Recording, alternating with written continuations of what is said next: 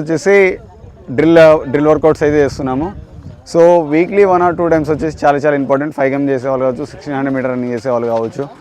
Then drill work out చేయడం వల్ల ఏంటంటే రన్నింగ్ స్టైల్ అనేది పెరుగుతుంది. Running style what about hand moment ఎలా రావాలి, లెగ్ మూమెంట్ ఎలా రావాలి, ఫ్రంట్ ఫుట్ మీద రన్ చేయాలా, ఎలా రన్ చేయాలి అనేది ఎంటైర్ ఒక ప్రొఫెషనల్ ఎలా అయితే రన్ చేస్తారో ఆ రన్నింగ్ అనేది అలవాటు అవుతుంది మనకు. సో ఆ రన్నింగ్ అది అలా చేయడానికి ప్రొఫెషనల్ రన్నర్స్ లెక్క తయారవ్వడానికి డ్రిల్ వర్కౌట్ అనేది చాలా ఇంపార్టెంట్. కాకపోతే ఏంటంటే యాజ్ ఇట్ ఈస్గా వాళ్ళు చేసినట్టయితే మనం చేయం. బికాజ్ ఆఫ్ రన్నర్స్ అనేది ఎన్నో సంవత్సరాల నుంచి ప్రాక్టీస్ చేస్తూ ఉంటారు, వాళ్ళకి అలవాటే ఉంటుంది, ఎగ్జాక్ట్లీ చేస్తారు.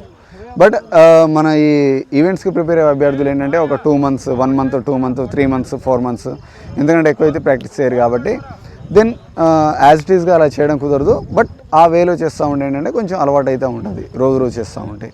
సో యాజ్ ఇట్ ఈస్గా ఏమో అవసరం లేదు, బట్ చేయాలి.